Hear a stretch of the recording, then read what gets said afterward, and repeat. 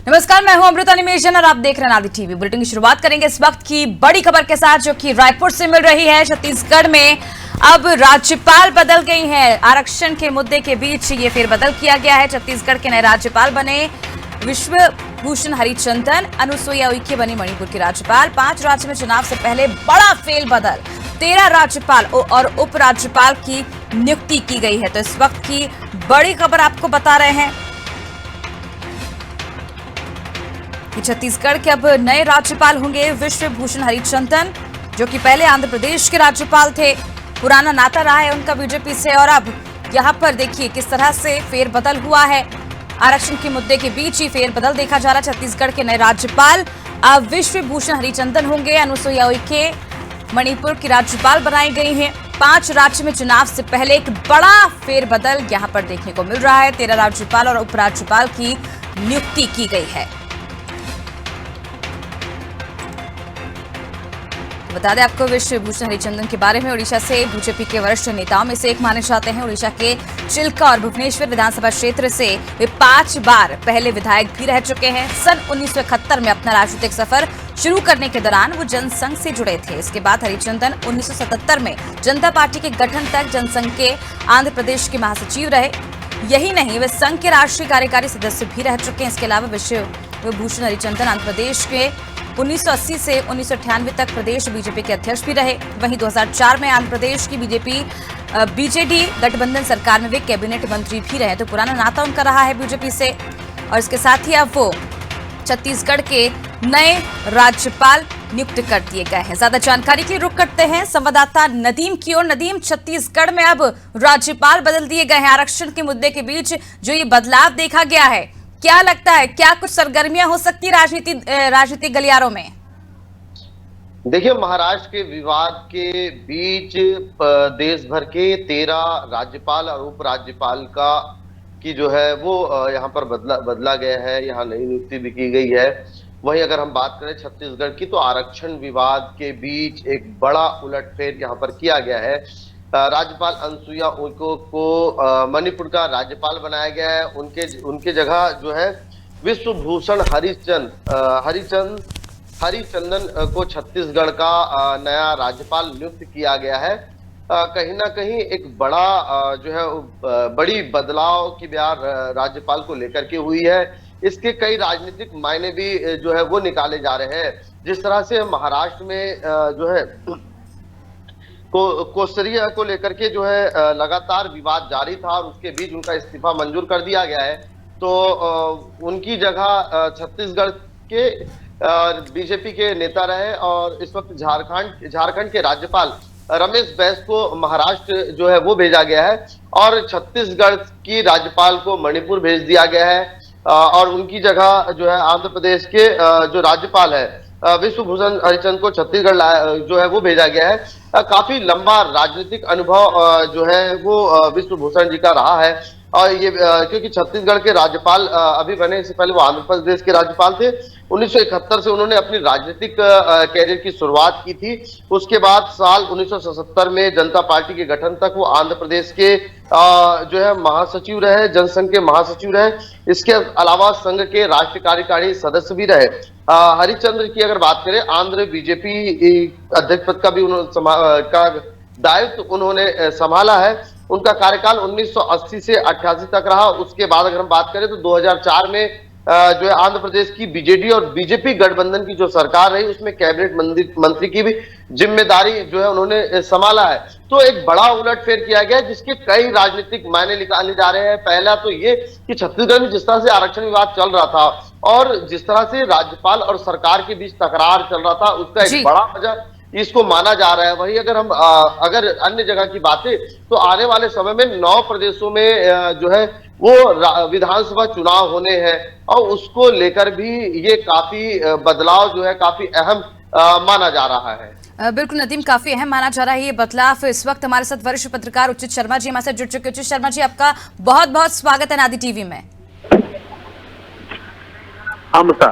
जी, आपका बहुत बहुत स्वागत है नादी टीवी में। Thank you. सबसे पहले सर मैं आपसे सवाल करना चाहूंगी, जिस तरह से एक बड़ा बदलाव देखने को मिल रहा है, 13 राज्यों में बदलाव हुआ है और खासकर छत्तीसगढ़ की अगर बात की जाए तो छत्तीसगढ़ में जो बदलाव हुआ है, क्या लगता है आपको, किस नजरिए से बदलाव किया गया? हालांकि बदलाव होना जरूरी होता है और हर बार बदलाव होता भी है कि प्रोटोकॉल के तहत, लेकिन ये जो बदलाव हुआ है कहीं ना कहीं अब इस पर सवाल भी खड़े होंगे कांग्रेस की तरफ से, क्योंकि लगातार हम देखते आ रहे थे किस तरह से राज्यपाल और सरकार के बीच में टकराव की स्थिति देखी थी हमने आरक्षण मुद्दे को लेकर।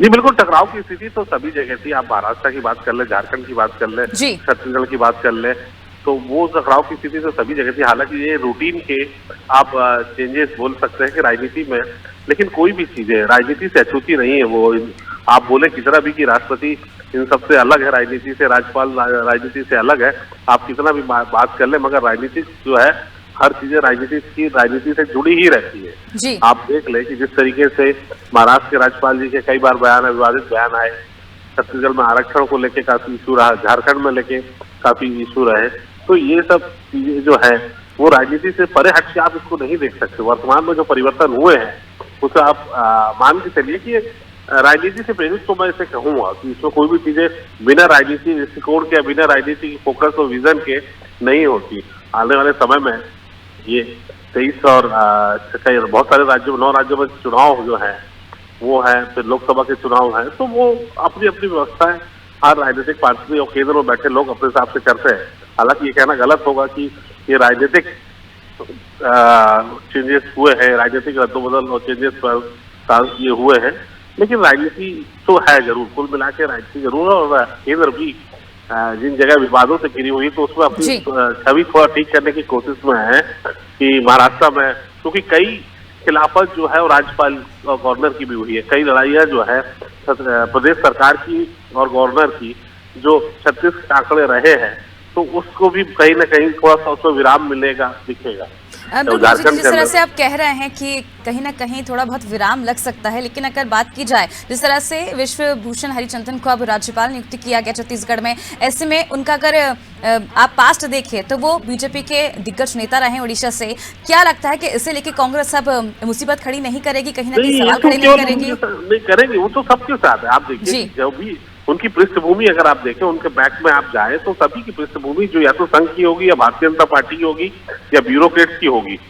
लेकिन कई बार ये देखने को मिला है कि जैसे अभी जो नए राज्यपाल बने हैं, जो चीफ जस्टिस रिटायर हुए हैं, ये भी अपने आप में एक मतलब आप सोचिए किस तरफ इशारा कर रहे हैं। बहुत सारी चीजें जो हम कह नहीं पा रहे हैं, आप सुन नहीं पाएंगे, और मगर हमारे दर्शक और हमारे श्रोता इसको समझने की कोशिश करें कि ये क्या रहा है कि आप अगर कुछ दिन पहले किसी जॉब में है, उसके बाद रिटायर होते हैं, फिर अन्य जगह आपको गवर्नर बना के भेज दिया जाता है, तो इस पे भी एक समझने की, सोचने की जरूरत है।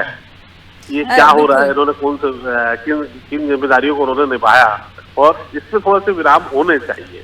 जो चर्चा और संवाद और बातें होनी चाहिए वो इन बातों पे होना चाहिए कि आप कुछ दिन पहले जॉब में हैं और जॉब के बाद आप तुरंत किसी बड़े पद पे, संवैधानिक पद पे आपको बैठा दिया जाए। इन चीजों पे संवाद होना चाहिए। कई चीजें ऐसी है जो इस बीच इस निर्णय में हुई है, इस पे एक लंबा विवाद हो सकता है। बिल्कुल उचित जी, भले ही रूटीन हो कि राज्यपाल चेंज किए गए हैं, लेकिन ये भी एक राजनीति से जुड़ा मुद्दा ही है, और हम देख रहे हैं किस तरह से लगातार टकराव जो देखने को मिल रहा था कांग्रेस पार्टी और राज्यपाल के बीच, अब कहीं ना कहीं और ज्यादा विवाद इस पर बढ़ सकता है आने वाले समय में। उचित जी, जिस तरह से हमने देखा था पिछले दिनों जब 50 दिन बाद राज्यपाल ने कहा था कि मार्च में फैसला लिया जा सकता है आरक्षण को लेकर, उस तक मार्च तक इंतजार करना होगा, क्या लगता है मार्च से पहले राज्यपाल को बदल दिया गया है ऐसे में छत्तीसगढ़ में और भी ज्यादा मामला गर्माता जाएगा आने वाले समय में?